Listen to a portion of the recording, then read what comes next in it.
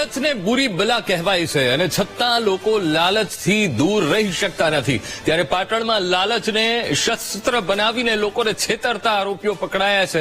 એકના ડબલ કરવાની લાલચ આપી લોકોને છેતરતા 2 શખ્સોની પોલીસે ધરપકડ કરી છે.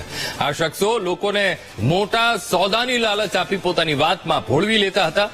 પોતાના વિશ્વાસમાં લઈને લોકો પાસેથી પૈસા પડાવતા હતા અને પછી ભારતીય મનોરંજન બેંકની ખોટી નોટ પધરાવી દેતા હતા. પોલીસે દરોડો પાડી આ બંને આરોપીની ધરપકડ કરી લીધી છે. તો 3 આરોપી ફરાર છે. આરોપીઓ આગળ પાછળ સાચી અને વચ્ચે ખોટી નોટ રાખીને લોકોને પકડાવી આપતા. આરોપીઓ પાસેથી 2300 રૂપિયાની સાચી નોટ અને 6497 ખોટી નોટ મળી આવી છે.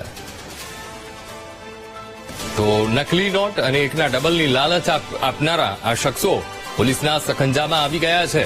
તો પાટણની આ ઘટના છે જ્યાં એકના ડબલ કરીને ગ્રાહકોને મોટા સોદા માટે આરોપીઓ ભોળવતા હતા અને બાદમાં ભારતીય મનોરંજન બેંકની એ નકલી નોટો પધરાવી દેતા હતા.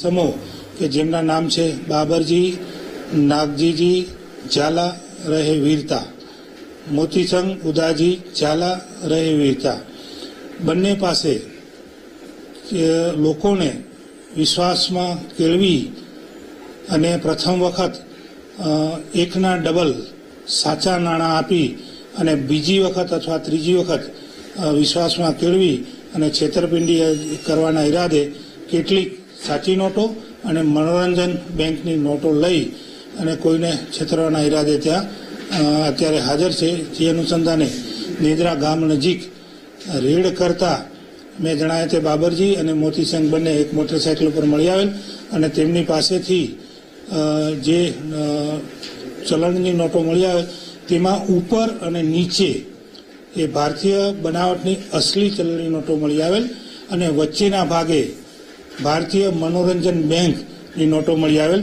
કે જે કુલ 6497 નંગ જેટલી નોટો મળી આવેલ છે અને અસલ નોટોના આપણે મૂલ્ય ગણીએ તો 2300 રૂપિયા જેટલું મૂલ્ય છે.